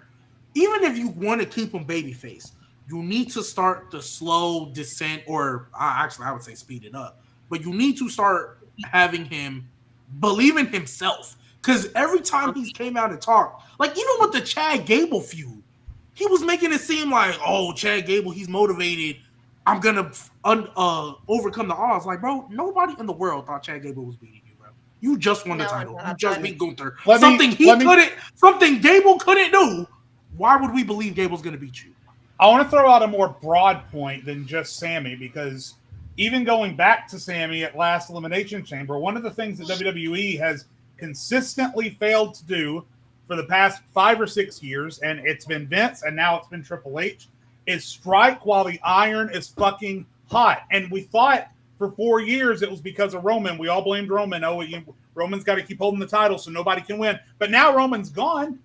Braun Breaker is on fire. He's got this kick-ass new entrance theme. The crowd is barking at Sami. He's the hottest thing going in WWE right now, and he just loses clean to Sami Zayn on Money in the Bank. It doesn't make any sense. Yeah. He is, I'm telling you, and now no win that Braun favorites out of Breaker a hat. could get. No win that Braun Breaker could get for the Intercontinental title. It doesn't matter if he beats Sami on Raw. It doesn't matter if he beats him next week or the week after. It's never going to feel as good as it would have felt last night, because that's when the iron was at its hottest. And WWE has consistently shown, for whatever reason, they're terrified of doing that. And I just don't understand it. Triple H is stubborn. I think, honestly, yeah, Triple H is stubborn, but I also think, to your point, Jay, because I 1,000% agree with you. We said going into that match, hey, I know sometimes we talk about putting people in positions too soon and you already have established guys, but Braun Breaker was one of those instances where, if they're generational, I think they should have did, first of all, and it also goes back to I don't think they should have did the match in the first place. You should have did the Fatal 4-Way. That's what Ludwig got hurt, but you should have did the Fatal 4-Way. And if Ludwig got hurt, you could have added Bronson Reed there, or you could have kept it a triple threat. That's what you should have did for Money in the Bank. It's a nice multi-man match that protects Braun, because obviously he doesn't take the pin. Braun can come out tomorrow and be like, you didn't pin me for that title, or clearly. So, and then you can do the SummerSlam match. That's where you paid off. Nothing against Sami. I don't think Sami loses anything. Like, Sami losing does not hurt Sami at all. Actually, him losing probably would have helped that character change he's been needing more than him winning. Honestly, so him losing, I'm with you on that 100%, Jade. Him losing would make him go to the position he should have been in already, which is the main event scene. That's where he belongs. He's a main event guy holding the Intercontinental Championship. It's the same situation we were in with Gunther. Gee, don't make that face. The dude's a WrestleMania main eventer, bro. Come on. He is a WrestleMania main eventer. He is a WrestleMania main eventer, and he's a main event guy holding the IC title. And if you think about it, he only lost to Roman Reigns. He hasn't been booked that way, but sure. I feel like I really wanted Braun Breaker to win. I wanted him to destroy Sami Zayn. I can't remember said it myself. I wanted him to destroy Sami Zayn. I want him to fold him. I don't think that's really the end of Braun Breaker. I still think he'll be fine. Because Braun Breaker, like you said, somebody said he's a generational talent. Like, he just has the it factor. So even though he lost to Sami Zayn, there's still going to be big plans for him. I still believe that they had big plans for him. Sami Zayn is kind of like, I don't know how to feel about Sami. Like, I don't dislike him, but it's just like you said, the underdog stuff. It's just like, I get that's kind of his stick, because that was always kind of his stick in NXT and everything. Like, he's the ultimate underdog and under the round. Like, I understand it, but it's like, I don't know, man. Like, I feel like if he continues to beat these people who are more intense than him, have more believability when it comes to their characters as being more ferocious, they're going to run out of people eventually. You know what I'm saying? Like, he's going to go through the whole roster. Can you imagine how differently we would look at Daniel Bryan if he still acted like an underdog after he became? See, that's perfect. That's do you realize? And aside, look away from Kofi's booking. When Kofi won the WWE Championship, he instantly went into "I'm him" mode. Like, bro, the next night after he won the title, put his title on the line in a title for title scenario. He had that confidence, like, I'm that motherfucker now. I'm that guy to beat. The problem with Sami is he doesn't act like he's him. That's perfect, Lewis, because not the victim. Go ahead. Yeah. Yeah. No, that's perfect, because the way AEW books Bryan Danielson is how WWE should be booking Sami Zayn. Not to that extent, because they're in completely different tiers. Like, Bryan is legitimately a Hall of Famer, but like, Bryan has his underdog moments, but that's because of his body, and he's getting beaten down. Like the story they're telling in the Owen Hart Classic, Like, he's not an underdog, and he's not fighting from underneath because, you know, that's just naturally what he is. It's because his body's breaking down, and that's a story they're telling. So with Sami, I'm like, show everyone you're just a great wrestler. And you can have those moments where it's like, oh my God, like Sami's body is starting to give up on him because he's pushing himself so hard. But Sami needs to be presented as like, like you said, I'm him. Like, I'm that dude in this division. Like, this is my division. I beat Gunther. I beat Chad Gable. I just beat Braun Breaker. Like, this new hot act. That's how they should present Sami Zayn. They need to present him, like you said, like he's him. Yeah, they need to, and maybe that's the issue with him. Maybe he just needs to be more presented as a serious component. Like, if you're gonna be a type of baby face, once you achieve the ultimate goal, you got to start acting like that's past you now. You know what I'm saying? Like, Cody finished the story, and one of the main things that I was glad they stopped with him was that he stopped talking about his dad. You know what I'm saying? Like, all right, you did what you did for your father. That's in the past now. You accomplished it. Now focus on yourself. Focus on that dude what was you're in doing. MSG with his dad's title, holding that shit up, still crying, man. He was happy as hell. Oh yeah, I mean that's a moment. But as far as like promos, I like, will leading say up, though, like Cody is acting like he's him. Like, he told Logan Paul, like, I'm Cody Rhodes, bitch. yeah. Like, he's being presented like, bro, I'm that motherfucker. I run this shit. That's what we need Sami Zayn to do. Like I'm the champion. Y'all want to face me? Like, I'm the guy you got to be worried about. Not him. Like, I run this bitch. But he's still acting like he's the champion, but not acting like the champion. Like, he faced not. Braun, and he's like, you're an obstacle. Like, I have to somehow beat you. No, Braun has to somehow beat you. You're the guy. You're the man. Start acting like it. And he needs to look at it. He needs to look at his best friend Kevin Owens, who goes out there for a main event match and stares Jacob Fatu down his throat for 5 solid minutes. Like, Kevin Owens is like, "Come on, get in here. I ain't fucking scared of you. Get in here and swing." He needs to be fearless. And that man is very fearful. Like, he needs to be a fearless champion, and that is not what he is. He is. I'm not going to say that he's weak because he's not weak, but he's boring. He doesn't draw attention to him. He doesn't have any gaslights himself 24/7. Like, he is best friends with Kevin Owens, but can't see him to get an edge on him at all, period. Can't see him to be that mean bone in his body. And that is exactly what he needs in order to keep him as this interesting champion. But right now, we're all losing interest in him because it's the same BS over and over and over again. Yeah, I was on the bottom, but I came out on top. I'm going to drop to the bottom again, and I'll come back up on top again. It's the same, song and dance, and we're tired of it. We want something new. We want a remix. We want something.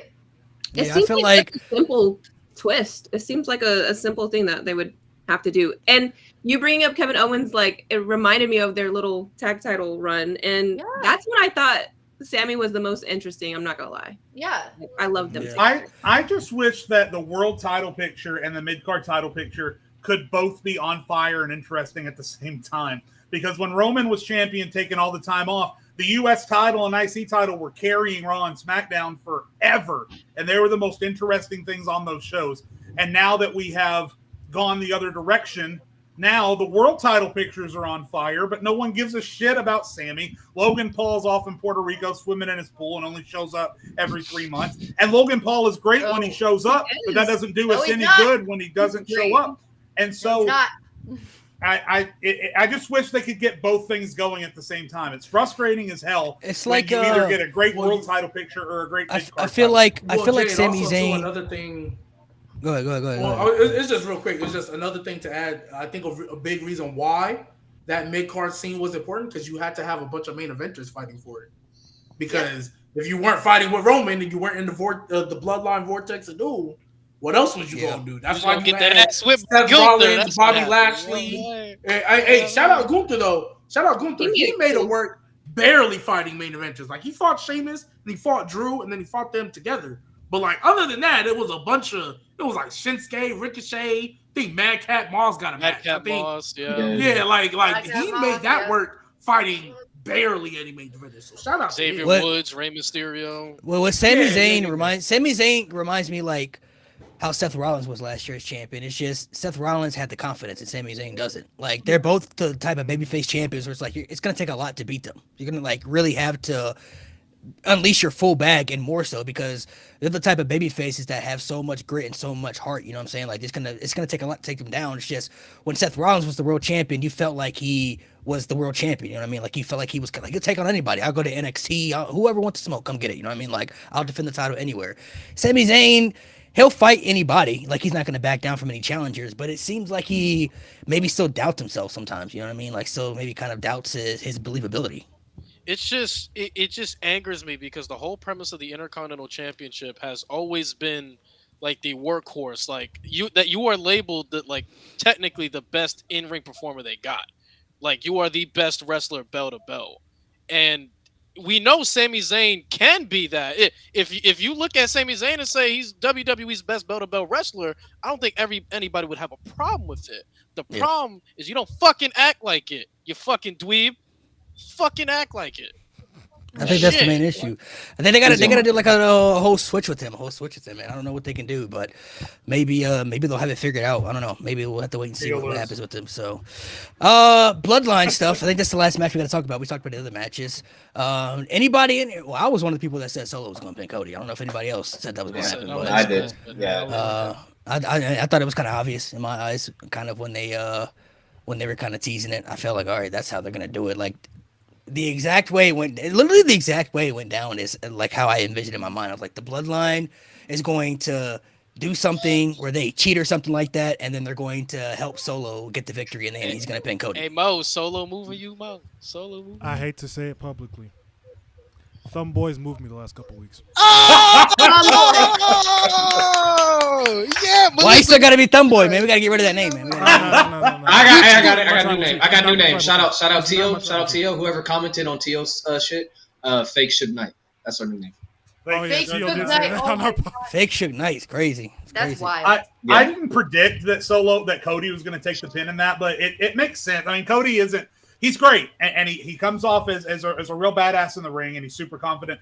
But he's not the kind of character that when he gets pinned, you're like, oh my God, he got pinned like Roman. You know, when Roman got pinned by Jey, it was oh my fucking God. You know, Cody's never going to be like that. Cody can take a pin; it doesn't fucking matter. So I still don't want to see it.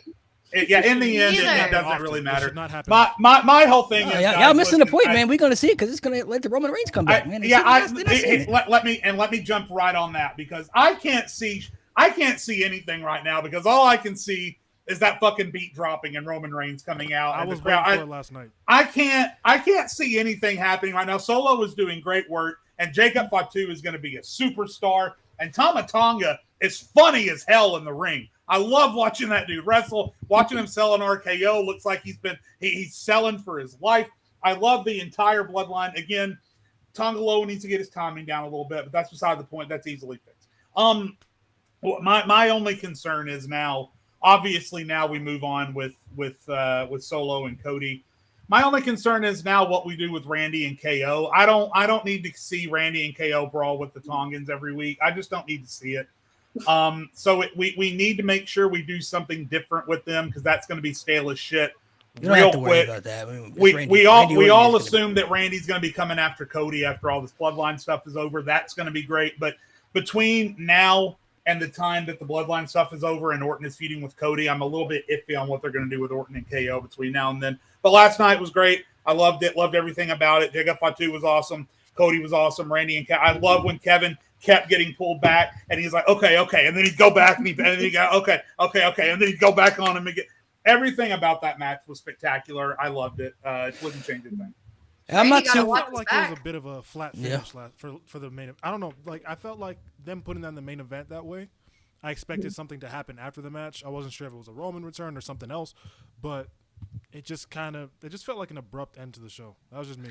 I don't know. I think it was more so the end the show, not on the happy ending. Because there's some people who didn't think Cody was gonna take the pin. Like they didn't like no way Solo was gonna pin Cody Rhodes. You know what I'm saying? Like that's not gonna happen. It's like bro, like that's gonna happen. To your point, Mel, if that wasn't going to be the main event, I'm assuming you think the men's or the priest Seth Rollins match because of the way the cash in worked would have been women's Money in the Bank. Women's Money in the Bank. That's what I would. I'm not gonna hold you. I'm gonna keep it a bug with you, Mo. I'm gonna keep it a bug with you, Mo. That to me is a hindsight. Oh, after I've seen all the matches, that shit. Yeah, They've never. Yeah, I don't think they've ever main evented No, a Money in the Bank Money in the match. They're usually the first You have ones. to. over. They usually open. You have to. Not Like you have to put like Becky or something or Charlotte in that. It would literally have to be like a Becky, Brock Rhea, Lesnar. Charlotte, Bianca, Jade. Yeah, it had to be All Star. They have to do like an All Star Money in the Bank. All-star Yeah, lineup. yeah, Right, like, all-star CM, lineup. CM Yeah. Punk, Seth Drew should have been, or Damian Drew.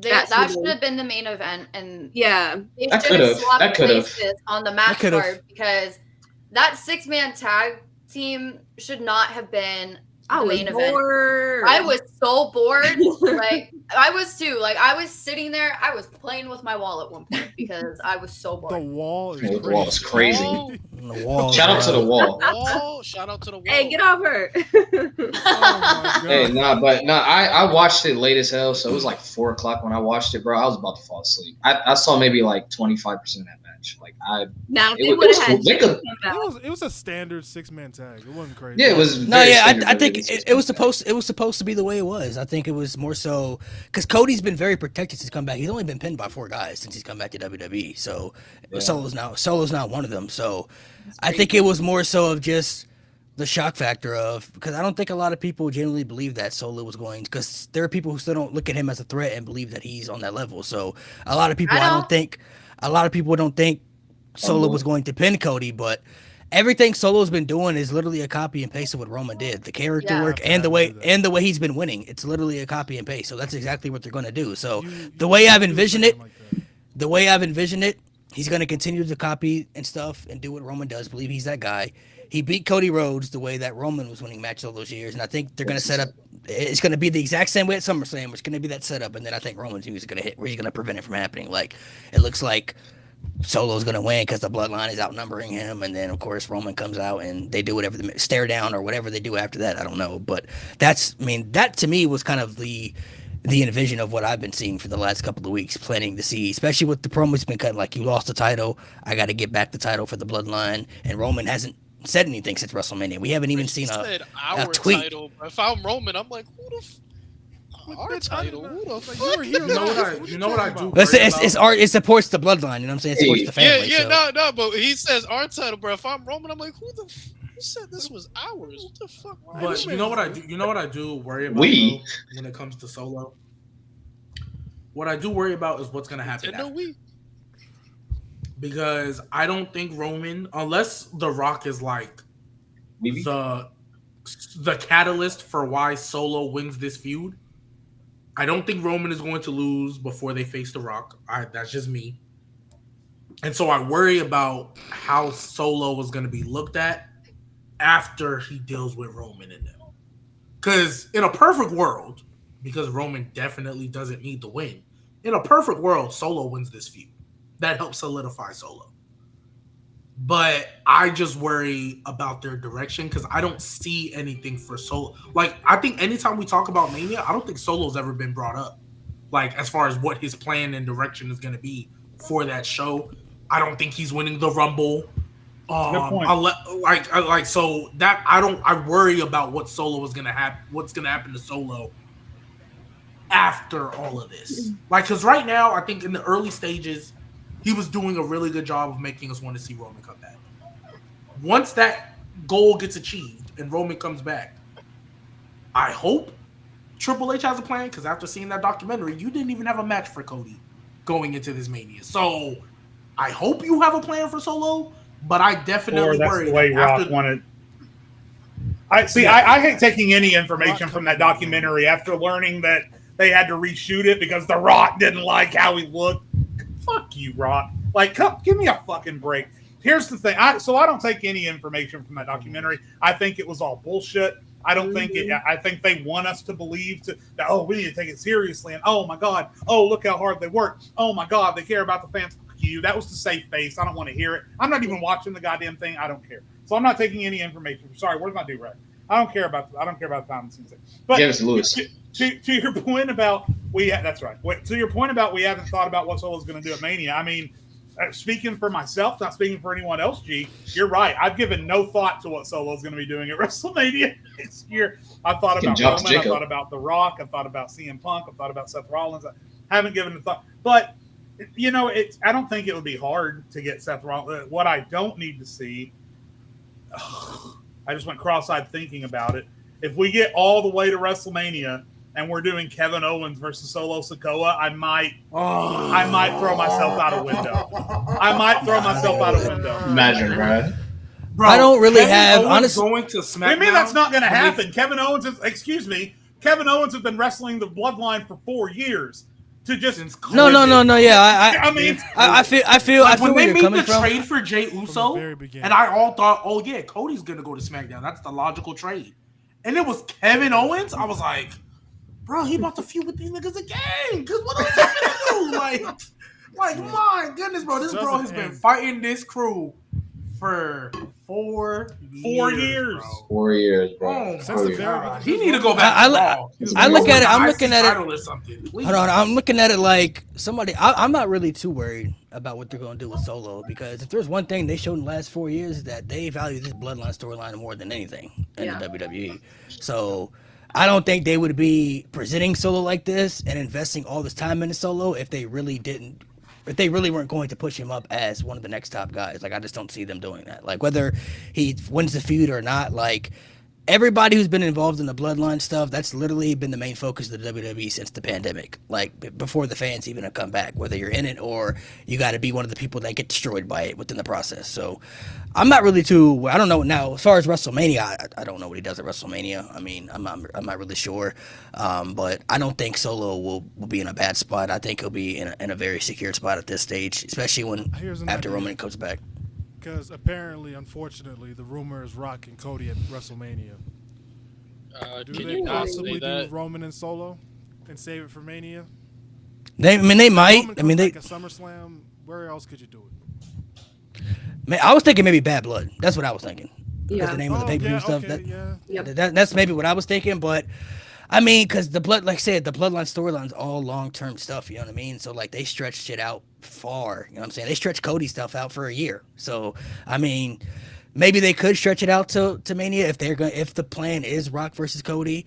They could do that, especially with Cena now being back. If they're not going to do Cody versus Randy, they could do Cody versus Cena at Mania. Maybe that could be an authentic plan as well. So, I mean, that's not a crazy thing to say, Mo. I don't think that's a crazy thing to say, because who's to say Roman still might be on a part-time schedule. So just because he's come back, you know what I'm saying, he might, it don't mean he'll be there from SummerSlam all the way until WrestleMania, you know what I mean? So, and I look at it as maybe that doesn't have to be like a one-time match. I mean, if Solo was to get the first win, he could beat him at Bad Blood, and then Roman could, I don't know, disappear. Or if they beat him in War Games, Roman could disappear again, you know what I'm saying? And kind of maybe Roman looks at it like he has to kind of repackage himself, like, all right, I gotta come back something different. I don't know.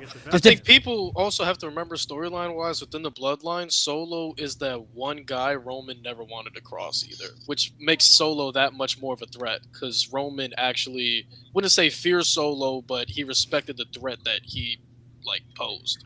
So Solo it makes a lot also more wasn't sense. handpicked by Roman Reigns. Solo was handpicked by the elders of each of the families. So he doesn't come from Roman's pickings like the Usos did. He handpicked them to be a part of the family, even though they are actually family. He handpicked them. Whereas with Solo, he literally just showed up, and it was told to us maybe a week or two later why he was sent and who sent him, because we all just thought it was the call up from NXT. We didn't think that it was going to be any story behind it, that he was just called up like everybody else. But then lo and behold, it was shown to us he was sent here by the elders of the family to basically protect Roman Reigns and keep him in line as the enforcer. So that's what people don't understand about Solo. He was there to enforce Roman's intensity, enforce him being this, drunk with power person that he was for 2 years, which made him the tribal chief and the most untouchable champion we've ever had. Because we saw anyone and everyone go up against him, but no one could do it. No one could get the job done by themselves. It took a group of people and a man to say, I need to finish my story to get that title off of him. It wasn't one person. It took maybe 5 or 6 people. So for that, it's going to take another 5 or 6 people to break down whatever tribal chief is in charge. And at this point in time, it's Solo. It's all within the story details. You mean like the bloodline has been Solo has now built the bloodline of the people that he wants around him. You know what I mean? Exactly. The people that want to protect him. He's picked Jacob as the enforcer, Tama Tonga's the right hand man. And the way I look at it, I think Solo should win the first match against Roman, and I think it should be how Roman was beating all those people all those years. Like, he's gonna be outmatched when he goes up against Solo, because this new bloodline, they don't acknowledge Roman Reigns. They haven't came out and said that we acknowledge Roman Reigns. They acknowledge Solo. So, and everybody else who was in the OG bloodline, Jimmy's not around, Jay's doing stuff by himself, Sami Zayn's doing IC title stuff, so they're not around Roman Reigns right now. That's not their focus. So I look at it as Solo is going to outpower him with the bloodline, beat him, and then, that will kind of maybe lead to Roman Reigns getting back the old bloodline to go up against him in War Games. But whoever is the tribal chief, I think everybody should know at this stage, is never going to probably win clean. That's not the concept of what the tribal chief is. Nobody said the tribal chief was going to be a dominant force to be reckoned with, like a Brock Lesnar, where I'm unstoppable by myself and you can't stop me. The bloodline is there, structured there to protect whoever is wearing that Ula follow. Whoever is wearing that damn thing, they're there to protect that person. That's their sole purpose in life, is to protect whoever is the tribal chief. So, of course, they're going to win time and time again cheating. That's how it's supposed to be. They're not supposed to win by themselves. Roman Reigns may have did it in the beginning, but that was more to establish his reign as champion. But the last 2 years of his reign, if Solo was there every match. Solo had to be there every match.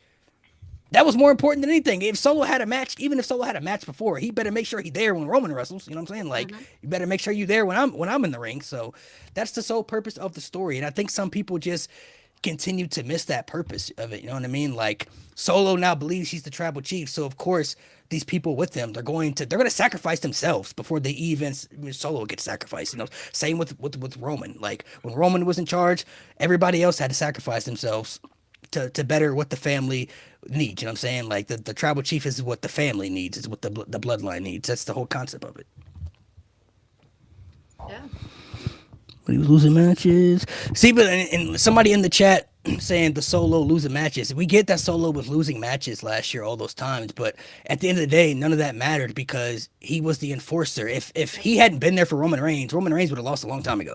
He'd have been lost that championship. If he wasn't there for Drew, if he wasn't there at Clash of the Castle, Drew McIntyre had him beat. You know what I'm saying? It was over with. If he wasn't there at WrestleMania 39, Cody Rhodes would have finished the story there. You know what I mean? Like, if he wasn't there before Jimmy had come out during the J match SummerSlam last year, Jimmy was dogging Roman. You know what I'm saying? So, LA Knight, like all these people you look at, the Fatal 4-Way, he even came out in a Fatal 4-Way match. You know what I'm saying? Like a Fatal 4-Way match where there's other components, you know what I'm saying, that could have did something to kind of screw over something, you know what I mean? So it's more so of it's this whole bloodline stuff is strictly just storyline stuff. They don't do stuff that doesn't make sense of what adds to the purpose of the storyline. Some people may not like it, you know what I'm saying? You don't have to like it, and that's fine. But everything that goes in is within the storyline purpose. So, I mean, nothing that they've done so far has surprised me. Like Solo coming out with that Ula Fala yesterday, I was like, oh damn. This dude really think he's that guy right now. That's crazy. Coming out with the damn necklace and even the walk. He kind of come in the ring with that slow walk and stuff. And he kind of mean-mugging people nowadays. Like, this dude really think he's that guy. So the only other person that can step up and say he's not is Roman Reigns. But he ain't been nowhere since WrestleMania. So if it ain't going to be him, who else is going to stop him?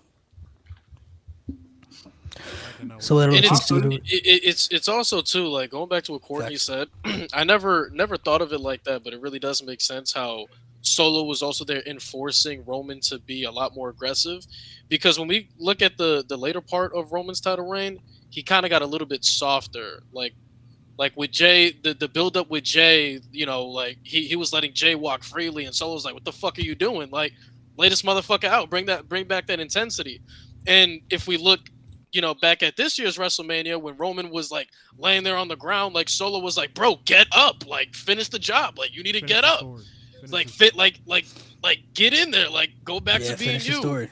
So now I also feel like what Courtney said really opened my eyes, because Solo is still playing his enforcer role, because now he's bringing back the intensity that the tribal chief should have.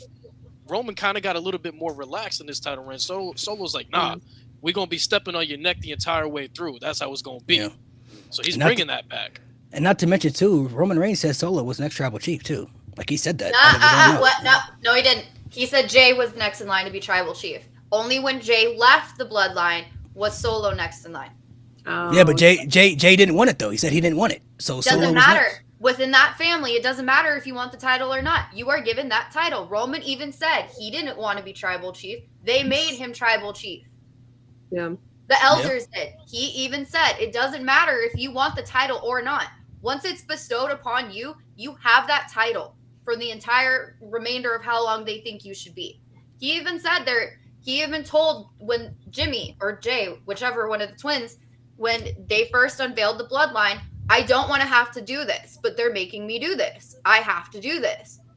I would love to see Jay as tribal chief. I would too, because I feel like I he would do great. Yeah, I like to see him win the title first. Yeah, he gotta get a couple. I'm not gonna lie. Yeah, I'm not gonna lie. That main event. That whole Jey Uso tribal chief. That's in the past. Jey Uso, congrats! You're the current Dolph But Ziggler. that's what people keep Relax. saying. All right, Lewis. All right. It's not that bad. It's not that bad. It's in the past. It doesn't matter anymore. When they're constantly hopping in that time machine, going to the past, pulling stories from it, and bringing it to nowadays. So you can't just say the past is the past with the WWE, because the past very much so matters with nowadays and what storylines are being conveyed. It doesn't matter if it's a past from like 2 months ago. It's still going to matter in some storyline somewhere. So don't say the past is the past. It doesn't mean anything. If they address it, then it means something. But Jey Uso ain't no tribal chief right now. He hasn't won anything to prove that he's a tribal chief. Eventually, he hasn't done. He hasn't done whatever needed to be did. So he need to prove that he can level up. Like the last month or so, Solo done proved that he can level up more than Jey has the last year as far as winning. So they need to prove that Jey is WWE champion less time than Brian Kendrick. Right? Solo also has like 3 other people behind him. No. That's the thing though. Like Jey needs to, if he wants to step up in that position, he's gonna have to understand this is what it takes. But he said he didn't want it. You know what I mean? So he doesn't really care about being the tribal chief. He left. Hey Lewis, you called Jey Uso what? You called him Dolph Ziggler? My boy Dolph. Hey. Dad didn't want to get clapped either by Brian Six, but he did. Hey, but should have never turned on his family. Wouldn't have that problem. Hey, facts. And Lewis, you called what's his face Dolph Ziggler? Hey, at least Dolph Ziggler has a world championship. Relax, bro. Fuck you. Yeah, that is true. Fuck both y'all. Hey, got a mid card title too. Hey, Dolph Ziggler won the Money in the Bank match. I don't know if we can say the same thing. Listen, Jey Uso has as many Money in the Bank he has less Money in the Bank wins than Austin Theory. Let me just say that. So you mean to tell me Baron Corbin can be a Money in the Bank winner, but Jey Uso can't? Oh my god. Bro, they gave Otis won the Money in the Bank, bro. Otis had the Money in the Bank, bro. By accident. Otis. He just caught that. I don't want to hear he did catch about it, though. main event Jey Uso ever again, man. So did Carmella. Hey, he can't be opening card Jey Uso either. He can't even win the opener. James Ellsworth won a Money in the Bank ladder match before Jey Uso. he went for Carmella. Y'all are nasty. He went for Carmella. That makes me. I mean, this all true. It's all true. It's all true. It's all true. Oh no. The main issue we've always had with Jey Uso is just they keep calling him main event Jey Uso, but he doesn't excel in the main events. He loses every time. You know what's crazy? Gender's closer to being a Grand Slam than Jey Uso ever will be right now.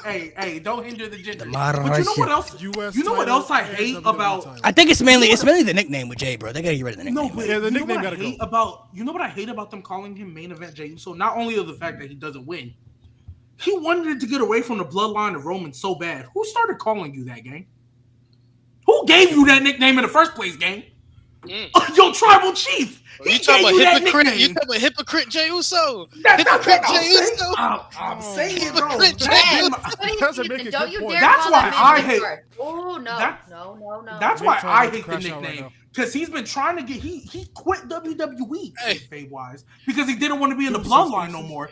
But he keeps calling and he does the spear. Who he got from his tribal chief? Hey, Courtney, I'm gonna keep calling him hypocrite Jey Uso because the moment he went over to Raw with that main event Jey Uso nickname, the first person he really wanted to throw hands with was Gunther, a mid-card champion. He ain't gonna make it better. Hey, easy. His ass out of here. Easy now. But Gunther, it's Gunther though. Yeah. He's not it's just Gunther. anybody. Listen, It's Gunther. That should have but- made He's it strong. Gunther is Hey, man. Jey He Uso elevated felt that title. twice. It's more so. I think it's more so. It's just a nickname for. If he didn't have that nickname attached to him, like it would be different. But it's like they Shout out keep. to Roman Why for they keep making calling him him the main main event event. Jey Uso? He hasn't done anything in the It main call- event. he can be called Yeah. It just proves that it's not always about their wrestling. It's more so about their persona, their character. Yeah, their presentation. Yeah, it's the presentation of him. So Like, it's one of those. It shows that he's Triple H presented is to stubborn lose. as fuck. yeah, it's like You're it's like right, somebody. Nate, you're 100% So right. somebody said that's what he I'm- is, bro. He's I'm with you. he's the Buffalo I'm with you. Bills. Who he the Buffalo Bills, bro? He's the Relax, Buffalo bro. Bills, Relax, man. bro. He's the Buffalo Bills, bro. It can't be Easy, done. easy. Gets close, but never gets it done. I look at it no, honestly, bro.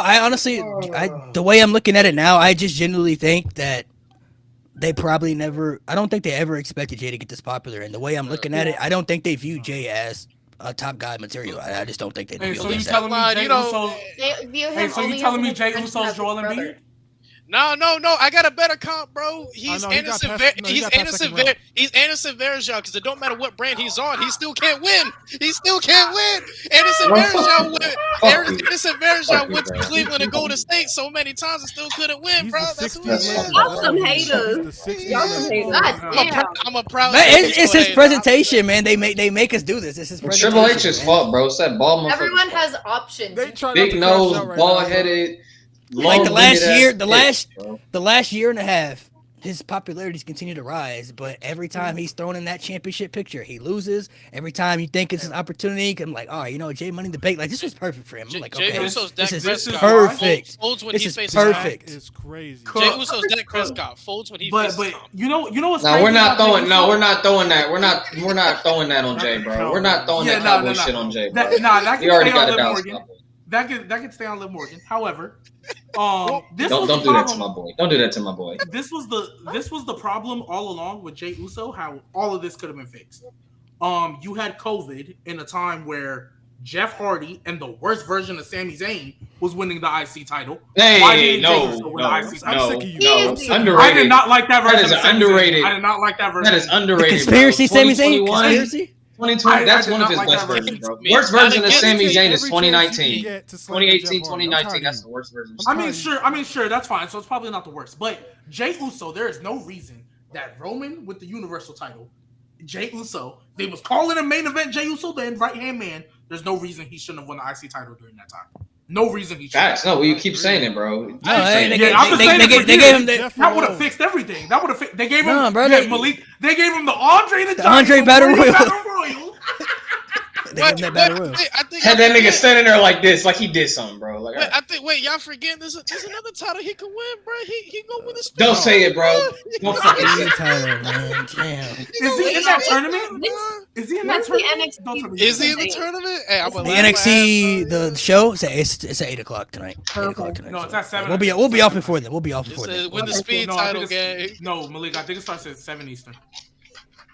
I think it's at I 8. I think their show's there at 8. That's pre-show. The pre-show starts at 7. Oh, the pre-show starts at 7? yeah. Oh, okay, fair enough. Yeah, their main show started at 8. So, it's more of just presentation for Jay. Like I wish him success, but it's like, how do you expect me to believe he's main event, bro? He doesn't win the main events, man. That's not like that goes against everything that he stands for. You know what I mean? It's that's like John Cena saying I never give up and then losing an I quit match saying I quit. Or Then tapping you out. just gave up. That goes against everything. That goes Which, against by the way, everything you John stand Cena for. definitely has tapped out before, so. That's Well, before that's That's before before he said the never persona. That was before the Before he persona. was It's Super weird Cena. though. All Wait, of so Jay's wait, That's John what I- Cena never tapped out as Super Cena? He's Or not never Super quit Cena, as but like- ever No, not since he quit, said not quit. He's never tapped out? he's never No. tapped out as Super Cena, bro. Never once. Well, And no, obviously never not tapped like out a super. Not as like that's Super that's Cena. that's I'm when the talking whole about Cena persona we came. know. That's the whole persona when he was Super Cena. He's never tapped out since. He's never The tapped. thing All is, the people, Jay's all the losses people he also tapped make out to. more Yeah, over. all the people he tapped out to was when he was Doctor of Astro. Thugonomics. When he was doing Doctor of Thugonomics. That was before Fair Rise enough, Above fair the Hate, Never Give Up. You know what I'm saying? Like they would never. That's one of the main reasons. Every time they put him in an I Quit match, you knew John Cena was not losing an I Quit match, bro. He's never gonna quit. He's never gonna sit there and quit, bro. This man could get tortured in a match. They for don't all we even know. quit He during got I quit handcuffed and matches. whipped. They go off for what they should call it is I'm going on a 6-month hiatus because they always come back 6 to 7 months later after the I quit. Always. Yeah, They AJ always Styles come been back. gone. AJ Styles been gone since then, so we don't know. I think he about to do this stuff in Got a Japan. whole so- OC reunion for him too, bro. Yeah, I think you're about to do this stuff in Japan too, but honestly, Triple H. We talk about Triple H fumbling and this, that, and the third. I don't know why. I don't know why they're on the roster because the only time they're on TV is with AJ Styles. No, not even Triple H, bro. What is Shawn Michaels doing with them, bro? What is Shawn Michaels doing with them in NXT? They couldn't even win the tag titles in NXT. They lost a tag team title match. To the OC. No. They just formerly known as A-Kid. No, they are, but they could have easily won the tag titles in NXT. Yeah, I agree. I agree that they should have. Nathan Frazier and Axiom. I'm not gonna lie. Ain't nobody moved by that. And they facing Chase U tonight, so it's like. And they're about to lose. They should lose. Hold on, they're a lit tag team. Let's not do that. Yeah, they're great. No, they're a great tag team. They're a great tag team. I'm not saying they can't work. I'm not saying they're a bad tag team. I'm saying they're working. What you mean? That's what I'm saying. I'm not saying they're bad. I'm saying I'm not moved by them. That's what I'm saying. Nah, like they're not bad. I'm just not moved. I gotta go too. Yeah, we're gonna go ahead and sign off because NXT the pre-show starts. We always end at 7. Hungry. So the pre-show starts in a minute. So make sure you guys check out the pre-show as well. That's for you, G. That's for you. Ladies, thank you for coming through. Thank you guys for coming through the pod. If you guys want to plug in your stuff again one more time, you guys can. If you guys want to plug in your socials or just your podcast in general, where everybody can check out your podcast. If you want to go ahead and plug in that in real quick before we go ahead and sign off. Are You Seeing This is the YouTube channel, and then on Twitter it's JazzMarie23 _. Do you guys have like a whenever you guys go live, like a set time or anything, or? No, I just post a few times during the week. Okay, all right. I don't have a set day. Yeah, I didn't know if you guys had a set day or if like there was a set time for you guys, but this guy, whatever you guys go check it out. Just go check it out. See it through. And I'm gonna you guys can go ahead and leave if you want, but I do have some super chats that I have to go ahead and read real quick.